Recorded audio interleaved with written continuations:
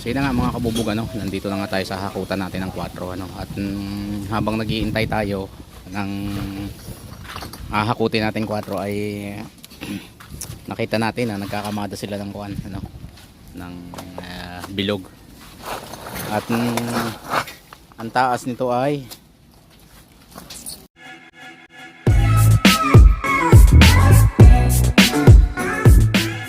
yo, what's up mga kabubog? Ito ang gawain ng isang junk shop owner, Ibig ko sabihin mga kabubog, ito ang gawain araw-araw ng isang junk shop owner, At ngayon ay ikukwento namin sa inyo kung ano ba ang mga ginagawa araw-araw ng isang junk shop owner, tulad ngayon magkakarga tayo ng bakal, mga kabubog, pagka ikaw ay isang junk shop owner na at na-establish mo na ang iyong negosyo, ay wala kang gagawin kundi mag-deliver ng mag-deliver, pumick up, mag-deliver, kasi meron ka ng mga taga-pamili, meron ka ng mga magdadala sa iyo, kaya wala kang gagawin kundi dumiliver ng dumiliver, dahil mahalaga na makabalik agad ang puhunan na pinakawalan mo.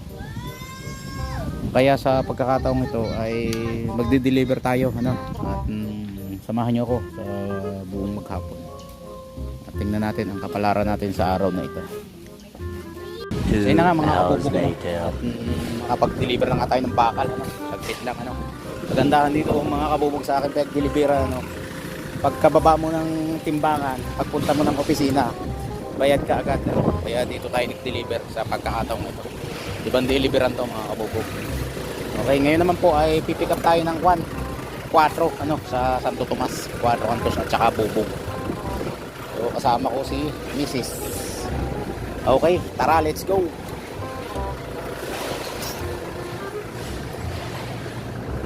Kaya ako magsasara. Ayun,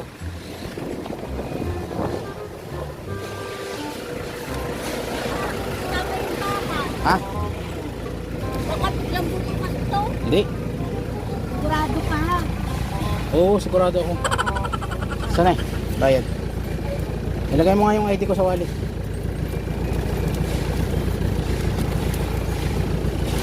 Dito, sa wallet. Mawala. Okay, sarap.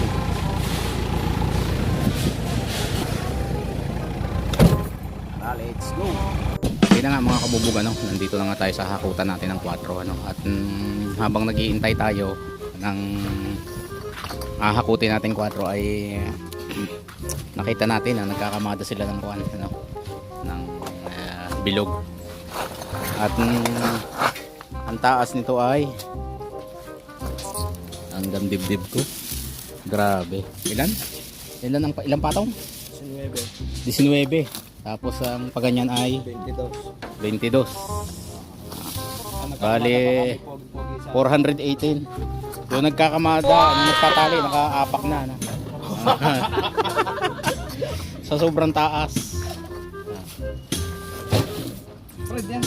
So na-break yung yung sa mga bataan ni kabubog na 304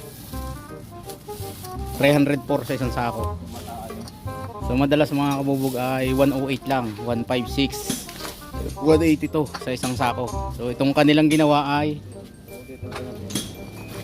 418. Ginis na to. Ito pala yung mga hahakutin. Ito pala yung mga ikakarga natin. Yun na nga mga kabubog, nakabalik na nga tayo galing sa paghakot ng 4 at saka bubog, at tayo ay naka 2,500 kilo at madilim na nga mga kabubog. At ito nga ang ating nadat nga, sitwasyon ng ating junk shop, magulo kasi ang daming napamili ng ating mga mga magbubuti. So, sobrang daming nagbenta sa kanila, nakailang pabalik-balik sila, hanggang ngayon ay nagkukumpa rin sila, nakakamada pa rin, nag-aayos pa rin, madilim na nga, mahina kasi ang ilaw natin. Ayan, ang mga napamili nila, ang dami. So kalat ng kalakal, ang dami nating aayusin, So yun lang muna mga kabubog for today's video. Sana ay nagkaroon kayo ng ideya, ano. Ayan po ang gawain ng isang junk shop owner araw-araw, ano. Araw-araw na deliver, pick up, ayos ng kalakal. So yun lang muna, ano. Subscribe sa hindi pa naka-subscribe, follow sa hindi pa naka-follow, ano.